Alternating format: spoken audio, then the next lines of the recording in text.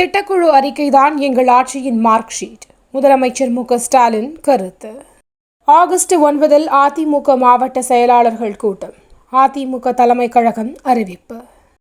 வெளியேறும் வங்கதேச ஜவுளி நிறுவனங்களை தமிழகம் கொண்டு வர வேண்டும். அண்ணாமலை வலியுறுத்தல். ஸ்ரீவில்லிபுத்தூர் உற்சவம் சாதிய அடையாளமின்றி நடக்க வேண்டும். உயர்நீதிமன்ற மதுரை கிளை உத்தரவு. தொழில்துறையை படுபாதாளத்திற்கு தள்ளி உள்ளது திமுக அரசு. இபிஎஸ் குற்றச்சாட்டு.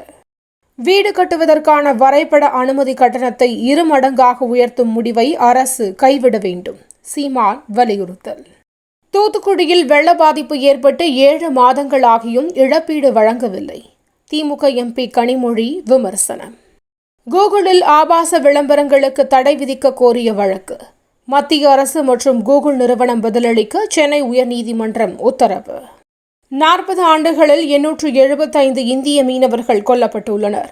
வைகோ ஆவேசம். செந்தில் பாலாஜி விவகாரத்தில் மாநில காவல்துறை பதிவு செய்த வழக்கு நிலுவையில் உள்ள போது அமலாக்கத்துறை வழக்கு தொடர முடியுமா? அமலாக்கத்துறை பதிலளிக்க உச்சநீதிமன்றம் உத்தரவு. வங்கதேசத்தில் உள்ள நட்சத்திர விடுதிக்கு தீ வைத்த போராட்டக்காரர்கள். 24 பேர் உயிரிழப்பு. வங்காளதேசத்தில் சிறுபான்மையினர் மீதான தாக்குதல் கவலை அளிக்கிறது. ஐரோப்பிய யூனியன் வேதனை. நேபாளத்தில் நிலச்சரிவு. 7 பேர் பலி. பாரிஸ் ஒலிம்பிக் ஈட்டி எறிதலில் நீரஜ் சோப்ரா இறுதி சுற்றுக்கு தகுதி. சென்னையில் மிதமான மழை தொடரும். வானிலை மையம் தகவல்.